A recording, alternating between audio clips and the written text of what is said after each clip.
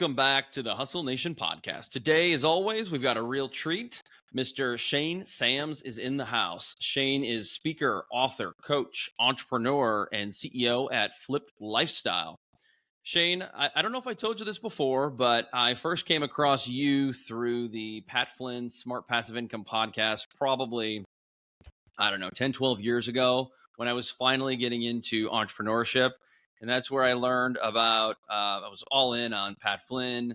And then I started listening to your podcast with you and your wife, learned about Cliff Ravenscraft, who was our mutual friend. And so it's nice to finally have you on the show. Man, it is great to freaking be here. That was like a blast from my entrepreneur past because I like to say that Pat Flynn is the guy that launched 1,000 flip lifestyles, because without that dude, would any of us be in business? Would anyone have an online business if it wasn't for Pat Flynn at this point? And then Cliff is also a good dude, man. When I first got into entrepreneurship, I live in Kentucky, and let's say it's not a bastion of online business. We have hamsters running our internet in Southeast Kentucky, so we can barely get on the internet, boys, is what I'm telling you. And but I was looking up entrepreneurs who lived in Kentucky, found Cliff. I emailed that dude, and man, he wrote me the most beautiful, thoughtful, long email back. Had no reason to do it. It was at the height of podcast answer man and all that good stuff. And got to meet that guy in person, hang out with him, just made a real good, mental, spiritual, personal, human connection. And those are two good humans, man. Good ones to follow. Yeah, no doubt. Well, speaking of Flip Lifestyle, it's a pretty interesting story, and it's not just you. Your wife is a big part of this too. So feel free to insert her if and when necessary or possible. But tell us a little bit about your journey, because I think it's an interesting story. I do. My wife Jocelyn is my business partner. She is COO. I'm CEO. She keeps the trains running on time, and I run them off bridges. That's pretty much how we roll around here. and we get a lot of comments too. Like, people always ask me, like, how do you work with your spouse? Like, aren't you together like all day, every day? And I'm like, yes, that was kind of the goal when we were trying to quit our teaching jobs. But we have a little saying around here that most of the time we bring out the best in each other, and occasionally the worst. And you know what? That's a good mix, man. You can do some stuff with that, right? But, my journey, the nutshell version is, we started out as school teachers. I was actually a football coach and a history teacher back about 12 years ago. That's the prehistoric times of online business. And I would probably still be a teacher today if something hadn't have happened.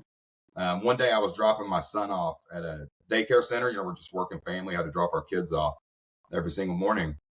And my son told me that one of the workers in his daycare was scaring him.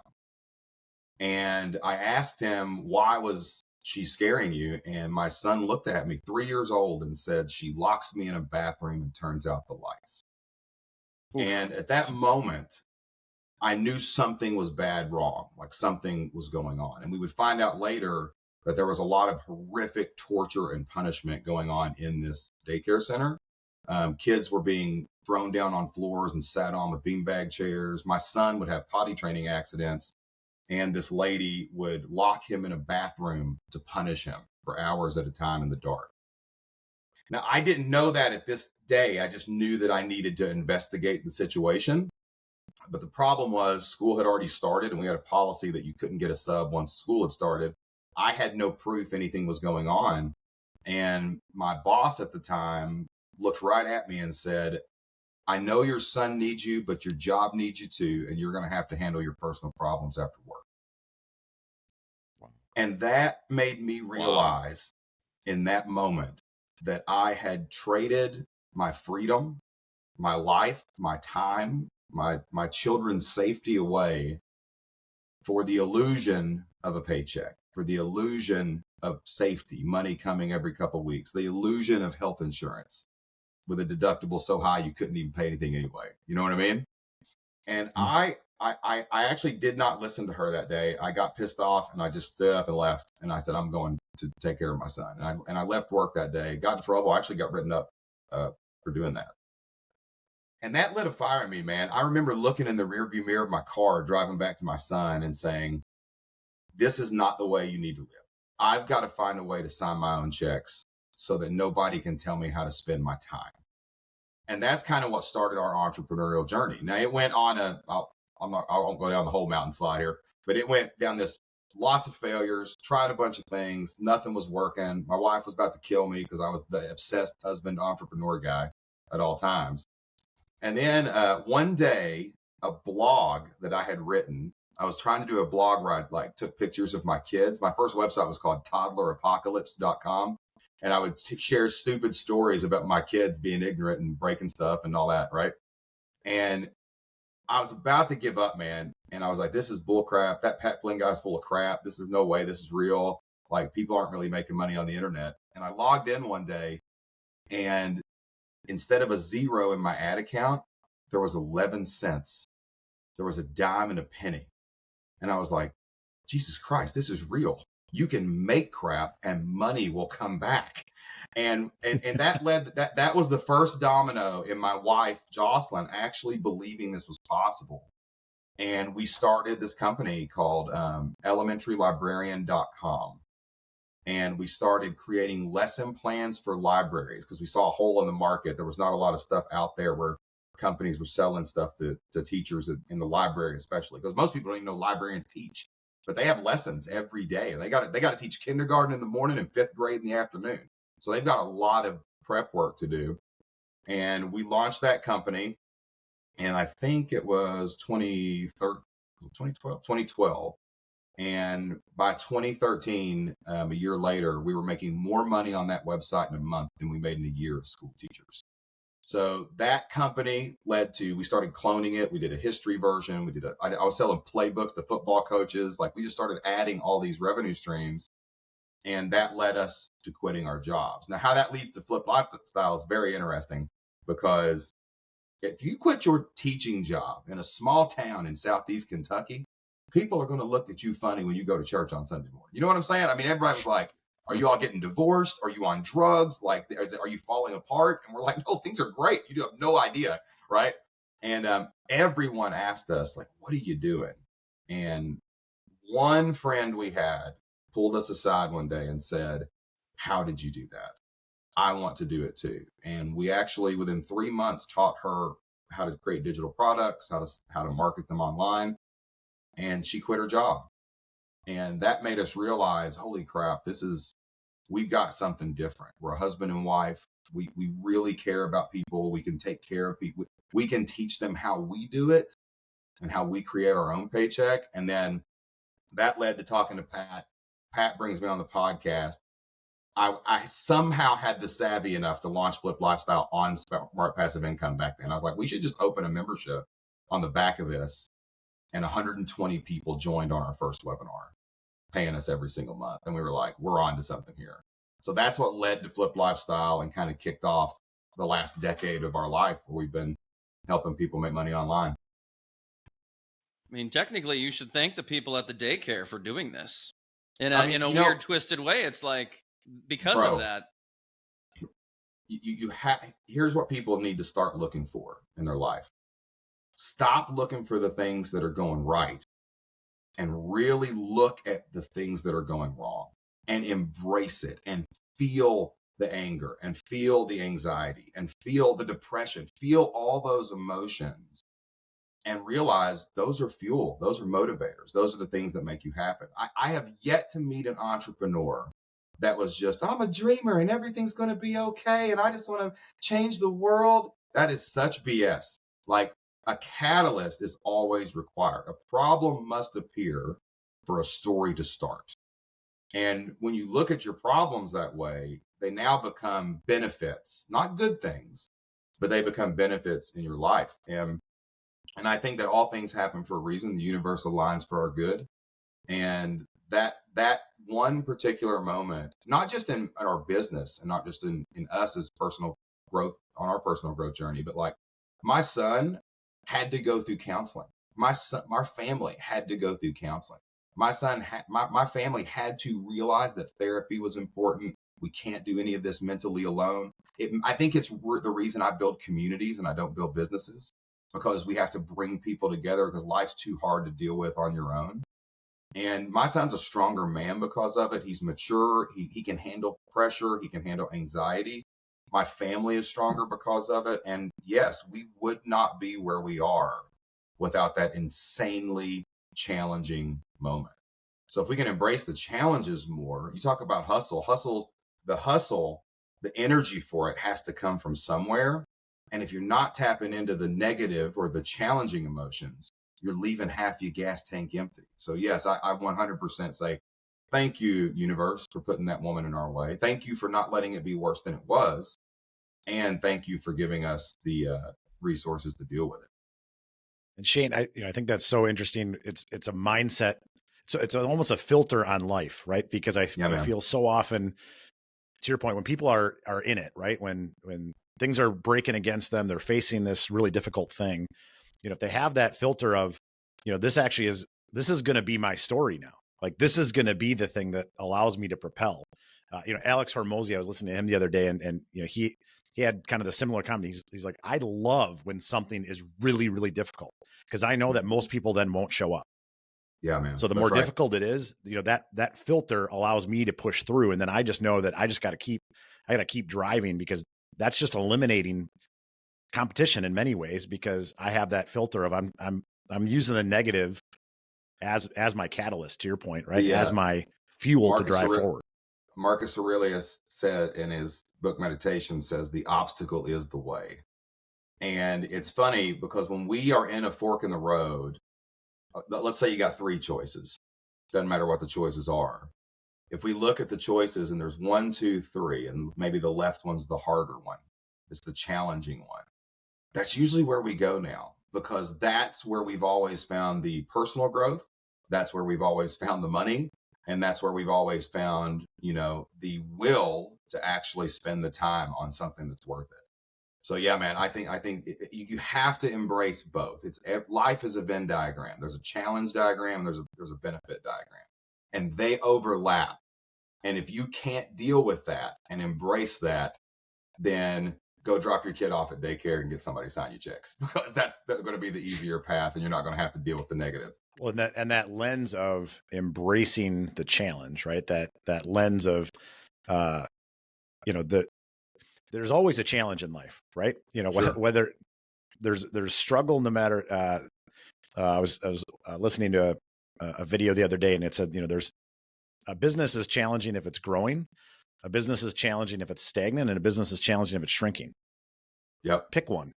Yep. We call them, it's challenge buckets. That's what we call it. Like, it's like, which bucket of challenges do you want to pick up? Right. It's not which way do you go. It's which challenges are you going to endure? And like, someone said, Jocelyn and I we're so totally transparent. Like, we were in this, like, you ever get in a spiral with your spouse where you both have no clue why you're fighting? Nobody knows what's going on. And you're just in the fire NATO vortex. You know what I'm saying? Like, you can't even put a finger on it. Like, it's just death by 1,000 cuts, right? And I'd sent a message to a friend of ours, and I was like, man, we are just in the absolute freaking thick of it right now. Like, we can't put our finger on it. We don't know, like, absolutely, like, what's happening. And she was like, well, you guys do like to live life on hard mode. And I'm like, yeah, we kind of do. Like, we turn it up to Slaughterhouse or whatever those old shooter games were, because it's just too boring on the lower levels. You know what I mean? Shane, what's interesting about conflict and challenge I've found is that a lot of people are very conflict avoidant. But yet, if you were to look at solving a conflict versus signing a new client, there's joy in both.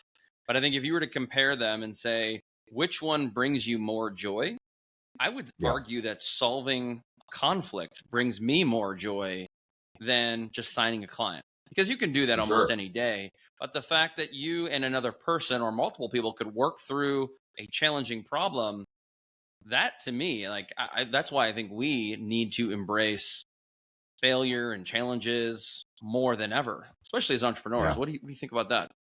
Well, we learned a great. We go to we do a lot of personal growth. I probably spend, actually, it's funny, when you first start out in business, you'll spend a lot of money, like going to live events or hiring a coach. Everybody should have coaches.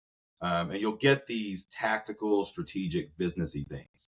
But in our journey, and I wish I'd figured this out sooner, this only started about 4 years ago. We started moving toward more personal growth where we spent our money to like invest in our time. And I learned, we were at an event out in Utah and we were just really digging into mindset. And there was this concept that somebody came up with that I thought was brilliant, is the pain dartboard and the pleasure dartboard, right? And the goal in life should be like, if you aim for the less pain dartboard, sometimes you're going to hit the bullseye and have less pain, but sometimes you're going to miss the dartboard and you're just going to have more pain. But either way, you're getting pain, right? And then you look at the pleasure dartboard, and if you aim at the pleasure dartboard, you're going to hit the center. You're going to be like, this was awesome. And then sometimes you're going to miss, but you're like, still pretty good, right? But then there's another layer to it. You realize that the conflict, the challenges, we think those only live on that less pain dartboard, but they don't. They live over here on that right side, because how can you truly understand what success or hustle or good feels like, whatever good is for you, until you felt the opposite? Like, you have to juxtapose it against the bad. And there is a price of admission in running your own business. There is a price of admission to being able to I woke up this morning, we're recording at 10:25. I got up at 9, boys. You know what I'm saying? I got up like an hour and a half ago. But there is a price of admission to that.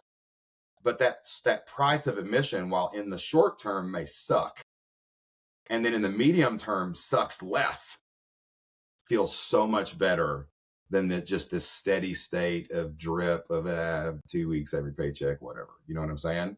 So I'm always trying to aim at the pleasure dartboard, and in one of them rings is that daggone challenge, man. And you're going to hit that thing every once in a while, but you got to go get your dart, and you got to pull it out. You got to walk back. You got to throw it again, and then the good feeling is 10 times better.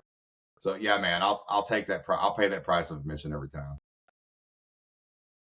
I think the other thing that you hit on that I think is really interesting, you talked about, you were already having success, and yet you were still looking for that next thing from a personal growth and how do you maximize your potential and things like that. And I think, when we talk to a lot of successful people, you mentioned it before we got on, you're obsessed with frameworks. Yeah. Right?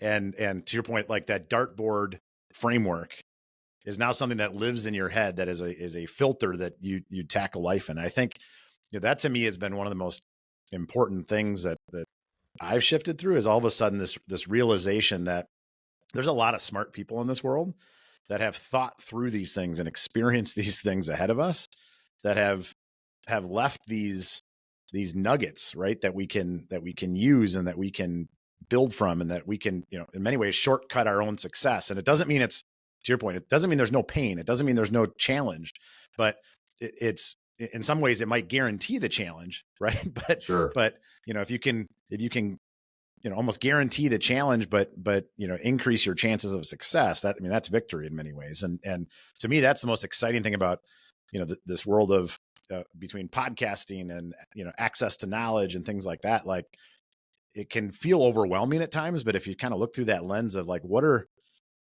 some key frameworks that I can kind of apply to my life, I think it just it shortcuts your success. Yeah, I actually like the term frameworks instead of core values. Like core values shift. Like every 10 years, every cell in your body almost replaces itself. So literally, you're not even the same human you were 10 years ago. Your spouse is not the same person. Your customers are all different, and everything just evolves so much. And core values, I feel like, are almost like religious dogma to entrepreneurs. They want to just, this is who I am, and I'm this way forever, and I'll be this way until I die. And then they're bitter and they're mad. I hate each other, right? But like, if you have these nice like frameworks that can kind of guide you through any season of life, like, you're going to do a lot better. And those need to be a little more open-ended than I think than most people say. Like, yeah, we've all heard this question as entrepreneurs or podcasters. Like, you're starting your business, you're doing your thing. You ever heard this question like, hey, what do you want? Have you ever heard that? What do you want? If you'll just pick that one thing you want, everything will fall into place. That is terrible advice, guys, because I am 46 years old and I still don't know what I want to be when I grow up. Okay. And I have just come to terms with that. So what Jocelyn and I, what we say in that framework is, what are we curious about? Now that leaves room for growth. That leaves room for evolution. That leaves room for change. And you can always be curious. That can change quarterly. That can change annually. And that will still guide you like to where you want to go. It's like driving a car. All you need is the headlights right in front of you. And if you can just be curious about where you're going, you'll keep moving in a direction. And a direction is usually better than the direction, because the direction you may show up and it's wrong, right? And I've kind of layered in like all these little frameworks for me, that way no matter what I'm curious about, I can do it. Like one of my acronyms that I use on my podcast is CPR, consistent, prolific, and relentless. Okay. I know that whatever I do, if I'm consistent, which to me, let's just take a podcast, for example. If I'm consistently releasing episodes every week, eventually I'm going to have more podcasts than anybody else, because most podcasts stop around 10 episodes. So that's my first goal, is just be consistent for as long as I can be and see what happens. Then the next layer of it, like say for a podcast, is being prolific. I've got to work every day. Passive income is a lie, people. I hate to tell you all this. Like, that's not how it works. And like you are going to have to work every day. That's the way it works. Okay. So that means I have to assume that I've got to be prolific. I've got to do something every day to drive something forward. It doesn't matter what I'm curious about. If I want success, I might consistently release a podcast, then I'm prolifically going to share it on social media every day. If I just do that, I'm better than everybody else right now. Like, that's 80% of the battle, right? And then you have to be relentless, because just like we said a minute ago, the Venn diagram of challenge and benefit, right? Like, guys, it's going to be hard. No matter how much you love what you do, no matter how much impact you make. I've made a lot of money, and I still have to get up every day and relentlessly serve my audience, relentlessly find the next guest, relentlessly think about what I'm going to talk about. So I take that acronym CPR, because you breathe life into anything you do if you're consistent, prolific, and relentless. And then on top of that is grace. Entrepreneurs are the worst people for giving themselves any kind of grace and peace, and like, oh my gosh, it's not good enough. I just did that thing and it didn't feel like I thought it was going to. And now I got to go to the next level. And Dustin and Chris are doing more than me. I got to go do more like Dustin and Chris. And I'm starting to look around. But I try to give myself grace with these two little quips. One is, it doesn't matter what you do. It only matters that you do. That's something that has served me so well as a framework, because I'm like, if I sit down and I don't know if what I'm doing is the right thing, I at least know I'm doing it. And that's going to be better than nothing. So I'll just do that. And then I've been saying this since the very beginning, mostly because I'm just an old football coach from Kentucky that figured out how to start a podcast. But like, it ain't got to be perfect. Like, you have to take the perfection off yourself. So if you stack little frameworks like that, like if I just wake up every day and I'm like, what am I curious about? How do I be consistent and prolific and relentless?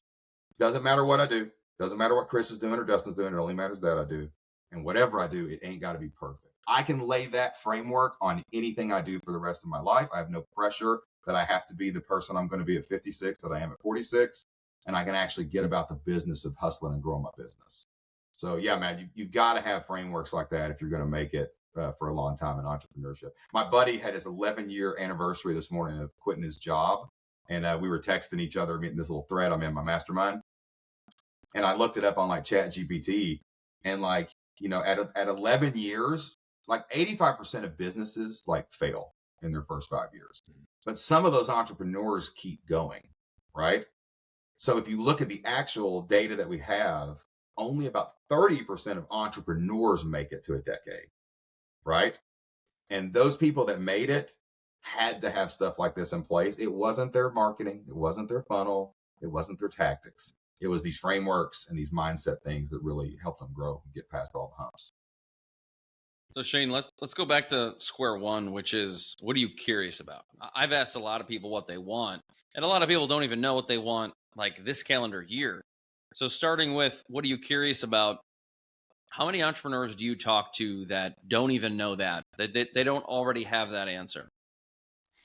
You know, it's funny because I'd say we teach a lot. We've had like 6,000 members in our Flip Lifestyle community that have started, built, grown online businesses based on podcasts, memberships, courses, whatever. Like, it's all these people. And I would say all of them. I would say all of them come in and they just see a better life for their family. Like, they do see that, and they're curious can they make money on their own? Right? That's usually the crack in the wall. Like imagine a brick wall and the sun's on one side and it's shining through and there's a little crack and there's a sunlight there. And they see other people doing it, they see other people making it, and they're like, hey, I wonder if that could be my life. That's what they're most curious about, but they're curious about others coming in. They're not curious about themselves, because we as a society have never trained our people to be curious. Like I was a school teacher for a decade. Curiosity was not on the top of the list. George Washington's birthday was on the top of the list in my history class. You know what I'm saying? Like stupid little factoids. And we train people, hey, go to college. Well, what should I do? Well, you do what mom and dad tell you. Here's your major. No one's taught to like be curious, right?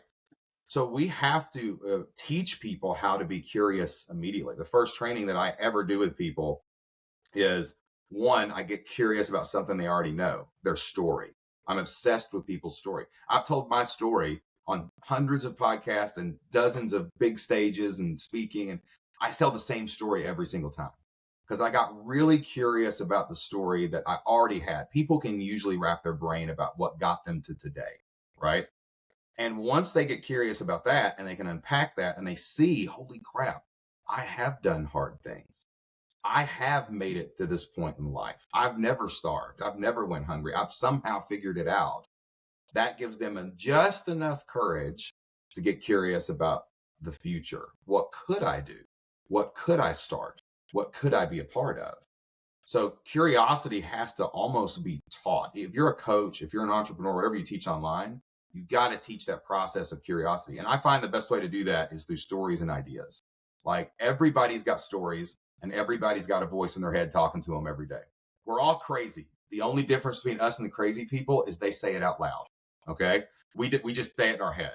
So I try to get people to say it out loud. Like let the crazy come out. Like greatness flows through your lips and your fingertips. So we need to get this out of your head. So we do story training first to kind of guide people through a framework to teach them how to get their story that they could tell to the world. Then we look at ideas. But I don't just look at random ideas. I give people a framework. I give people buckets. Like I think all ideas for businesses come from things you've loved, you've learned, or you've lived through. There's only three things that you can do in life. You can love something like a passion, and you can go after that.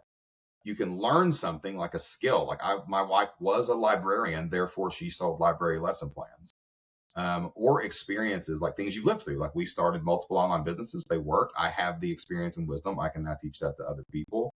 So we just focus on curiosity from the past and the future so that we can ignite that fire, man. Because you get somebody curious and obsessed with something, they're going down the rabbit hole and they will not be stopped. And that's a whole lot easier than, I want $1 million. That sucks. You're not going to do anything with $1 million. Come on. You can spend $1 million real quick. I've done it. So. Shane, I'm reminded of the ancient philosopher Ted Lasso, right? When he makes the right. statement from Walt Whitman about, be curious, not judgmental. Yes. And, it's funny because actually Steve Jones, who also was on our podcast when we were talking just a few weeks ago, and he was talking about how, just all the thoughts that go on in our brains in a given day and how many, how the overwhelming majority of them are negative. And you think about in the world today, I think so many people, because you have that negative thoughts in your head, people lean towards judgmental. And, to your point of like, how do you free up that space to be curious? It's just anytime you see yourself going down this judgmental space, if you can just flip it to being curious. Yeah. There's no saber-tooth tigers anymore, people. Let me explain that to you. We live, most of us probably listen to this. I'm sure there's a worldwide audience for this thing, but like most of us live in either America or a country similar enough where there's not saber-tooth tigers. There's not people waiting to just like take everything you have. We have some protections for that. And it's almost impossible to starve to death, especially in America, right? Like risks are okay because the consequences are not as bad as they used to be. But our brains are still looking for the snake, looking for the saber-tooth tiger. And you can make really mundane things feel existential really fast if you're not careful. Like that's the work. Like that's where the work actually lives, is to understand true reality, right? If you fail, that's okay. You've got experience. You're starting from experience, not from the beginning. If something hurts really bad, you're not dead. It's okay. You can make it hurt less. And like, that's whatever our goals are, like, that's what we have to remember, because that voice in our head, man, is going to make, your wife says something to you and you feel unconfident, and now you have no confidence, and it's just going to spiral out of control. But really, she was just saying sound waves out loud. It didn't have any actual effect on you. Like, I wake up some days and I'm like in a bad mood, and I'm like, I have the same amount of money in my bank account as yesterday. My kids are not in a hospital with cancer. Like, I still have a business. Like, what am I do? Why is today different? It's because I listened to the judgmental internal critic. That's exactly what. Nothing changed in reality except for in between my ears. And we got it. I'm not saying I'm good at this. I know I sound like redneck Yoda right now talking about all this crap. I'm talking to myself because That's awesome. I'm trying not to like make myself on a pedestal here. This is a fight for me every morning, just like it is for everybody else. I've just got more reps in the ring, and people you got to get the reps in the ring. You got to do it. You got to face it in the real world. You got to keep telling yourself every day everything's okay, and it's just as good as yesterday. And it may suck right now, but it'll suck less by 5 o'clock if I'll just get consistent, prolific, and relentless.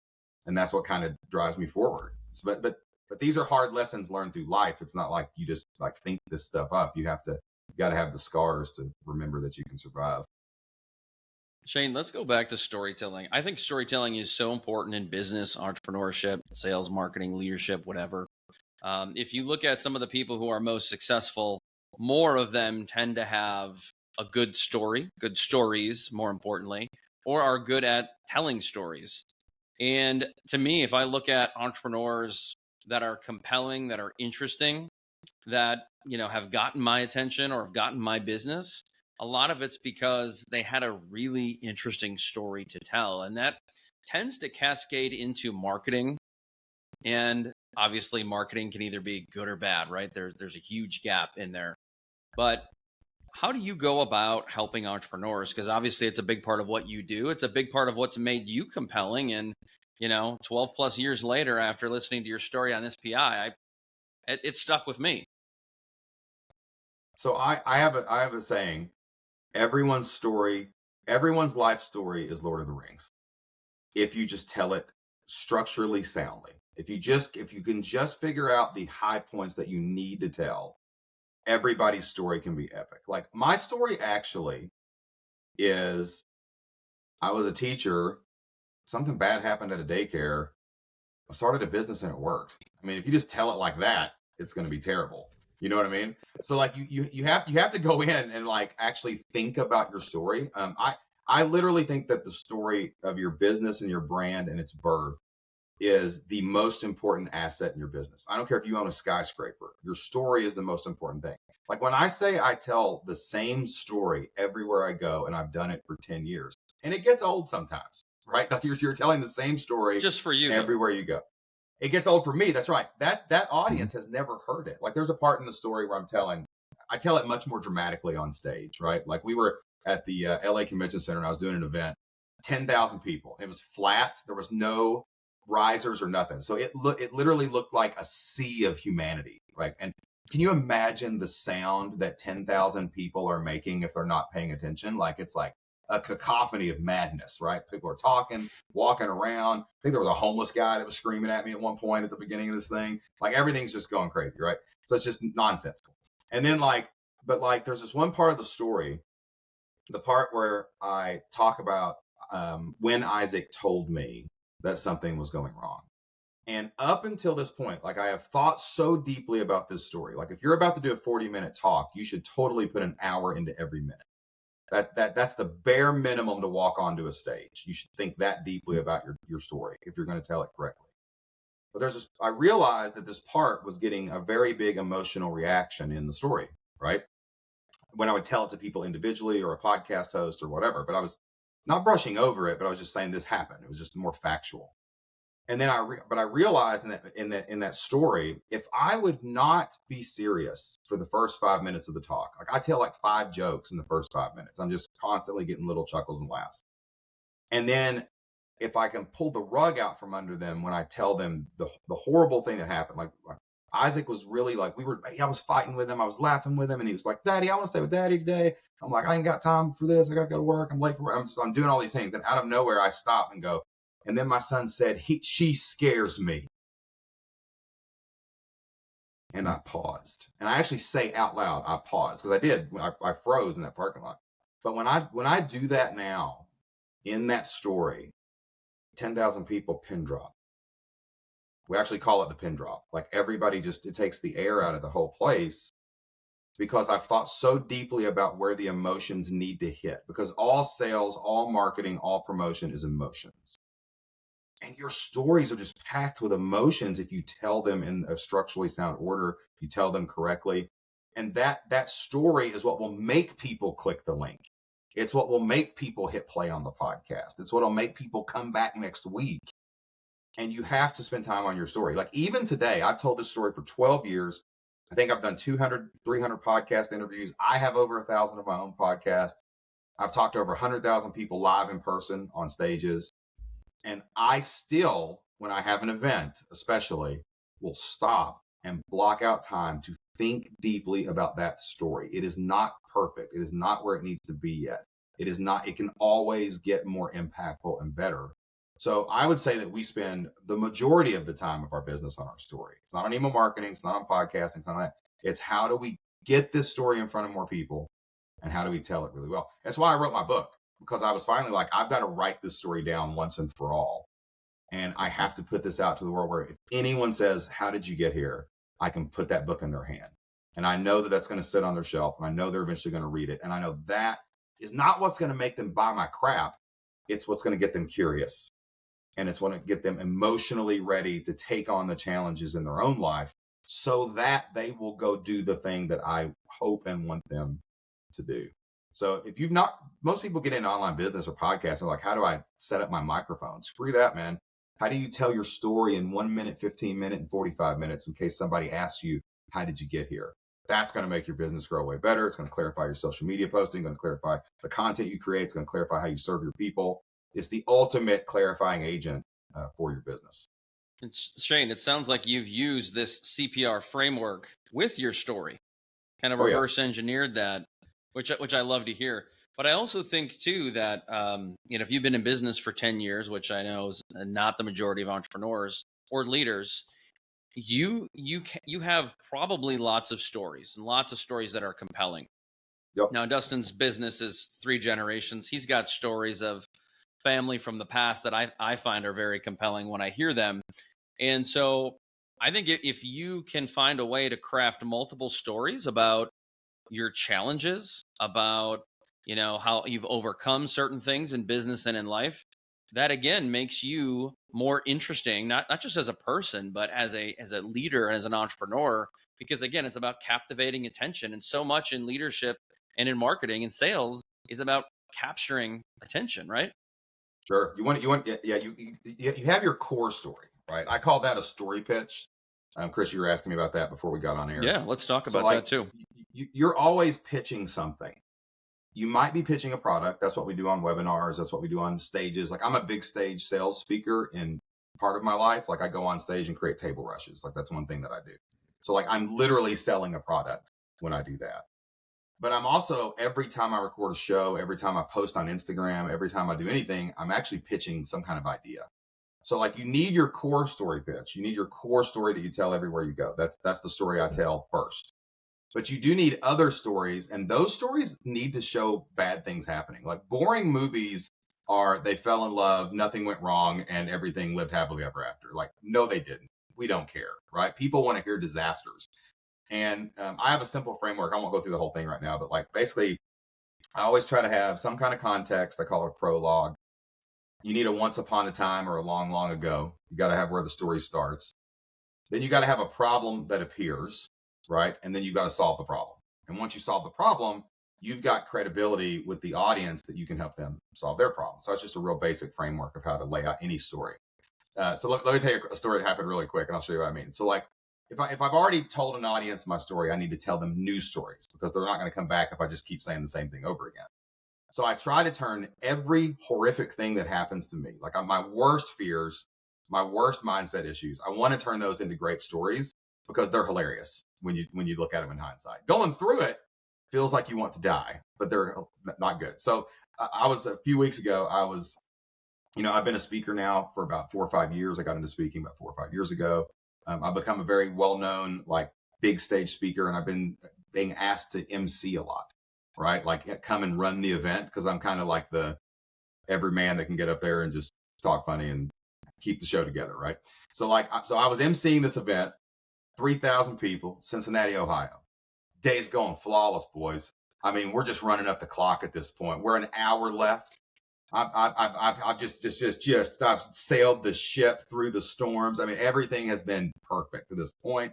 Jokes landing, people crying when I want them to cry, people cheering when I want them to cheer. I'm like, we got this. So we had to rewrite the last part of the show because Marcus Lemonis was the keynote guy, and we had to get him on an airplane or something. You know what I'm saying? Yeah, he's a good dude. He's a really nice guy. And like, so he was the last guy. So we're like, all right, we got to change some things. Had to cut a musical thing. Had to whatever. But this is backstage at a live event, baby. We're calling audibles. It's like a football game, So got it under control. Everything's fine. Well, this legendary speaker goes out there. I'm not gonna say his name, but this legendary speaker goes out there. He's been around since the 70s. Spoke for Tony Robbins, all these people. And I've heard this guy speak. I consider him literally, this guy's a mentor, man. When I became a speaker, he's like, I don't even know what you're selling, but I'm gonna help you sell it, baby. Let's go. And he was like, he took me under his wing, gives me all this advice, and I have so much infinite respect for this guy, and so does the industry. So he goes out there, and I'm standing with the producer, and I hear this roar of the crowd. I mean, it was like a standing ovation type cheer, and that's what this guy gets every time he walks out on stage. But it was like 2 minutes early, but this guy normally goes over, right? And nobody cares because he's awesome. And I look at the producer, I'm like, oh crap, is he done?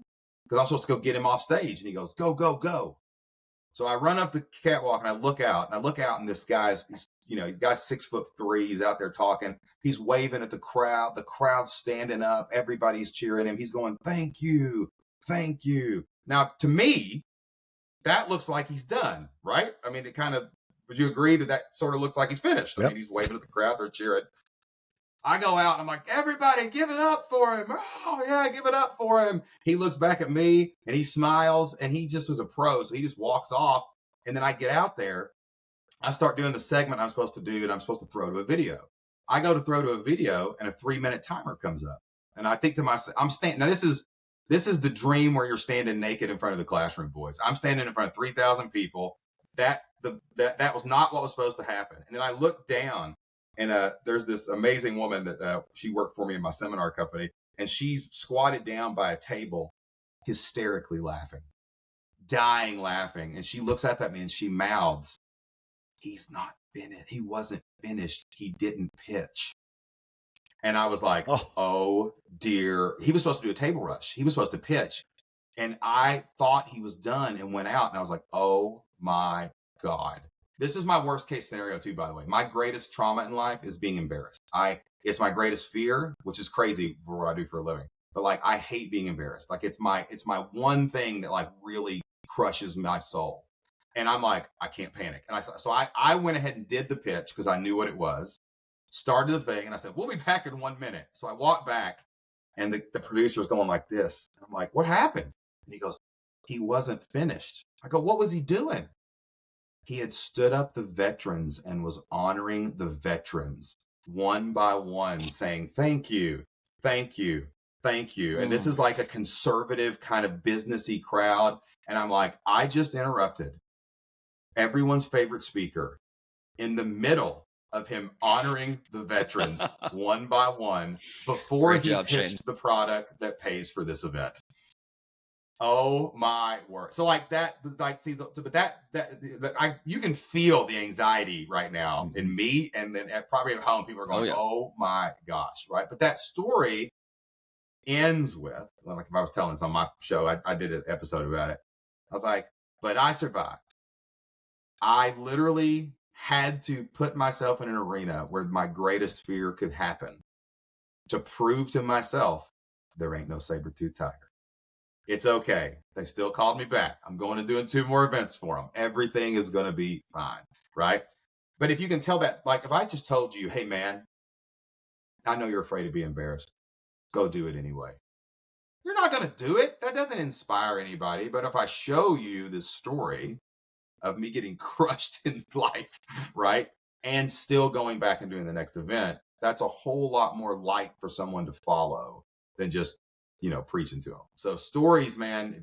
And I'm not a great storyteller, guys. I have become a good storyteller because I've put in the reps and the work. And that's why everybody should have a podcast. I don't care if anybody's listening. You should have a podcast just so every week you get to tell your stories. So when you get your opportunity to tell it in front of a big audience, you will do it right and you will do it well. Say your stories, talk about them over and over and over again, and you just get better over time. I love that you say stories. Obviously, you got to start with one, your formal story, but story pitch is the most important one. That is the most important one. And as I always tell people when they're scared of something, a lot of it is the fear of embarrassment too, no doubt, is what's the worst that can happen? Like, so you get embarrassed, so you mess something up. I mean, did anybody hold it against you? Did saber-toothed tiger come and get you? No. Even if they did, even if that organization said, yeah, thanks, man, but that was just too big. That was just too much. That was just done. 99.9999999% of the humans on earth did not see me screw that up. It's not like it's your last opportunity, guys. You know what I'm saying? You can mess up pretty bad in life all the way to bankruptcy and come back. Like, have you ever heard of an entrepreneur that didn't struggle and have like a disaster and they were almost in a van by the river? Like, who hasn't had that story, right? Like, so you're always going to have more opportunities. If you take advantage of the opportunity and it works, great. If you horrifically destroy an event and embarrass yourself at the very last minute, that's okay. There's going to be another event. It's going to be fine. Shane, tell us a little bit more about Story Pitch. You mentioned earlier on that that's a kind of a newer product for you. Tell us what that is. So as we first started out, the idea thing was very clear from the beginning that people needed to find their idea for a business so that they could get obsessed with it and they could actually have the will to go build a thing they wanted.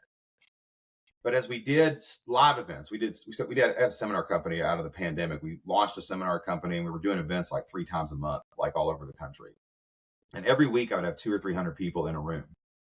And I started realizing that every time someone came up to me and I said, what do you want to do? The first thing they did was try to tell me their life story. And, it was very like clumsy. And it was like, I was born on a winter day in Texas, whatever it was. It started way too early and didn't really get the point across. But I realized that everybody had these stories baked in them. They just didn't know how to tell them. But everyone that we taught how to tell a story, I won't say everyone because not everybody wins, but like most people who succeeded with what we were doing, they were the ones who we really dialed in their story. We dialed in like why you solved this problem, how you solved this problem, and then we taught them how to articulate it out in the world. And as I went through the process, like I'm an accidental speaker. Like I was actually like partnered with a company to be a fulfillment brand. And once they heard me tell my story, because I had 1,000 reps on 1,000 podcasts, they were like, wow, you're a natural. You need to get up and tell the story in public so that people can hear this.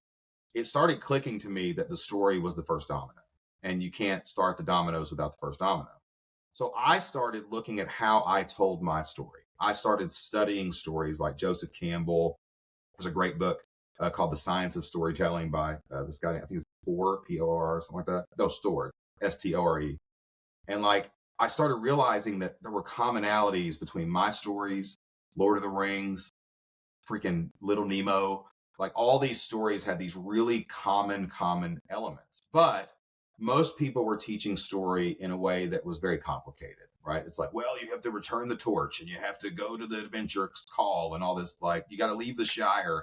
And I'm like, I'm a guy from Kentucky. This is stupid, man. I got to figure out a simple way I can understand this, And so I started breaking down into this framework, and I actually keep this framework like right here. I write it down every time I sit down because whenever I'm telling a story to you guys, like I can look down at this and follow this little script, and I can tell the story where it's kind of epic. You know what I'm saying?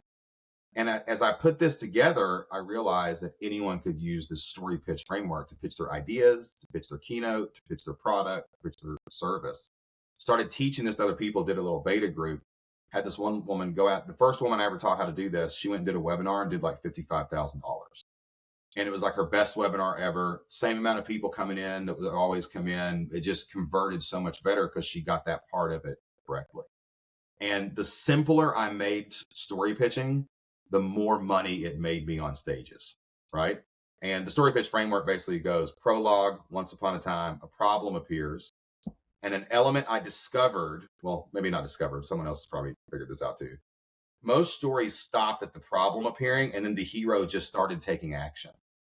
But what I realized was that I made a decision in a car to quit my job, and that actually started me taking the action.